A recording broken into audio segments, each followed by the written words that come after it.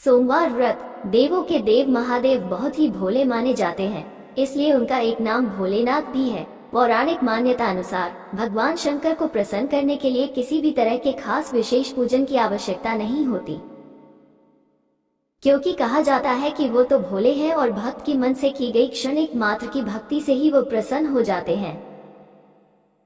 अगर आप भी शिव की भक्ति और कृपा पाने के लिए सावन के सोमवार का व्रत करते हैं तो इस कथा से भोलेनाथ को प्रसन्न कर सकते हैं। साहूकार को मिला संतान प्राप्ति का वरदान। एक बार किसी एक नगर में एक साहूकार था।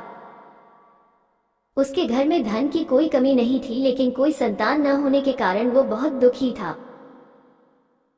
संतान प्राप्ति के लिए वो हर सोमवार को व्रत रखता था और पूरी श्रद्धा के साथ शिव मंदिर जाकर भगवान शिव और माता पार्वती की पूजा करता था। उसकी भक्ति देखकर एक दिन मां पार्वती प्रसन्न होकर भगवान शिव से साहूकार की मनोकामना पूर्ण करने का निवेदन किया। पार्वती जी के आग्रह पर भगवान शिव ने कहा कि हे पार्वती, इस संसार में हर प्राणी को उसके कर्मों का फल मिलता है और जिसके भाग्य में जो हो उसे भोगना ही पड़ता है। लेकिन पार्वती जी ने साहूकार की भक्ति देखकर उसकी मनोकामना पूर्ण करने की इच्छा व्यक्त की। माता पार्वती के आग्रह पर शिव जी ने साहूकार को पुत्र प्राप्ति का वरदान तो दिया, लेकिन उन्होंने बताया कि यह बालक 12 वर्ष तक ही जीवित रहेगा। कैसे? शिव जी की कृपा से जीवित हो उठा साहूकार का बेटा। आइए जाने। जब शिव जी मृत बालक के समीप गए तो वह बोले कि यह उसी साहूकार का पुत्र है जिसे मैंने 12 वर्ष की आयु का वरदान दिया था। अब इसकी आयु पूरी हो चुकी है, लेकिन मातृभाव से विभोर माता पार्वती ने कहा कि हे महादेव, आप इस बालक को और आयु देने की कृपा करें, अन्यथा इसके वियोग में इसके माता पिता भी तड़प तड़प कर मर जाएंगे। माता पार्वती के पुनः आग्रह पर भगवान शिव ने उस लड़के को जीवित होने का वरदान दिया। शिव जी की कृपा से वो लड़का जीवित हो गया। शिक्षा पूरी करके लड़का मामा के साथ अपने नगर की ओर वापस चल दिया। दोनों चलते हुए उसी नगर में पहुंचे जहां उसका विवाह हुआ था। उस नगर में भी उन्होंने यज्ञ का आयोजन किया। उस लड़के के ससुर ने उसे पहचान लिया और महल में ले जाकर उसकी खातिरदारी की और अपनी पुत्री को विदा किया। सबकी मनोकामनाएं होती हैं पूर्ण। इधर साहूकार और उसकी पत्नी भूखे प्यासे रहकर बेटे की प्रतीक्षा कर रहे थे। उन्होंने प्रण कर रखा था कि यदि उन्हें अपने बेटे की मृत्यु का समाचार मिला तो वह भी प्राण त्याग देंगे, परंतु अपने बेटे के जीवित होने का समाचार पाकर वो बेहद प्रसन्न हुए। उसी रात भगवान शिव ने साहूकार के स्वप्न में आकर कहा, हे श्रेष्ठी, मैंने तेरे सोमवार के व्रत करने और व्रत कथा सुनने से प्रसन्न होकर तेरे पुत्र को लंबी आयु प्रदान की है।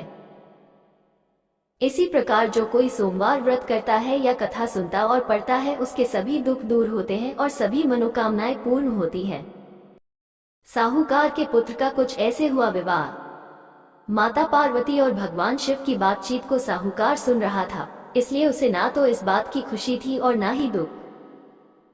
वो पहले की भांति शिव जी की पूजा करता रहा। कुछ समय के बाद साहूकार की पत्नी ने एक पुत्र को जन्म दिया। जब वो बालक 11 वर्ष का हुआ तो उसे पढ़ने के लिए काशी भेज दिया गया। साहूकार ने पुत्र के मामा को बुलाकर उसे बहुत सारा धन देते हुए कहा कि तुम इस बालक को काशी विद्या प्राप्ति के लिए ले जाओ। तुम लोग रास्ते में यज्ञ कराते जाना और ब्राह्मणों को भोजन दक्षिणा देते हुए जाना। दोनों मामा भांजे इसी तरह यज्ञ कराते और ब्राह्मणों को दान दक्षिणा देते काशी नगरी निकल पड़े। इस दौरान रात में एक नगर पड़ा जहां नगर के राजा की कन्या का विवाह था, लेकिन जिस राजकुमार से उसका विवाह होने वाला था वो एक आंख से काना था।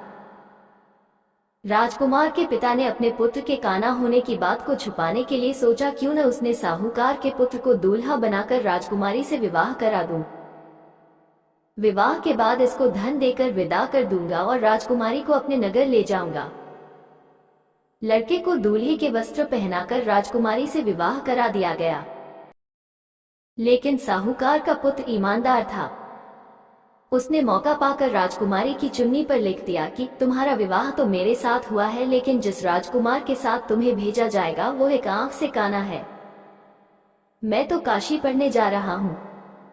राजकुमारी ने चुन्नी पर लिखी बात अपने माता पिता को बताई। राजा ने अपनी पुत्री को विदा नहीं किया। दूसरी ओर साहूकार का लड़का और उसका मामा काशी पहुंचे और वहां जाकर उन्होंने यज्ञ किया। जिस दिन लड़के की आयु 12 साल की हुई उसी दिन यज्ञ रखा गया। लड़के ने अपने मामा से कहा कि मेरी तबीयत कुछ ठीक नहीं है। मामा ने कहा कि तुम अंदर जाकर सो जाओ। शिवजी के वरदानुसार कुछ ही देर में उस बालक के प्राण निकल गए। मृत भांजे को देख उसके मामा ने विलाप शुरू किया। संयोगवश उसी समय शिवजी और माता पार्वती उधर से जा रहे थे। पार्वती ने भगवान से कहा, स्वामी, मुझे इसके रोने के स्वर सहन नहीं हो रहा। आप इस व्यक्ति के कष्ट को अवश्य दूर करें। जब शिवजी मृत बालक के समीप गए तो वह बोले कि यह उसी साहूकार का पुत्र है जिसे मैंने 12 वर्ष की आयु का वरदान दिया। अब इसकी आयु पूरी हो चुकी है। लेकिन मातृभाव से विभोर माता पार्वती ने कहा कि हे महादेव, आप इस बालक को और आयु देने की कृपा करें, अन्यथा इसके वियोग में इसके माता पिता भी तड़प तड़प कर मर जाएंगे।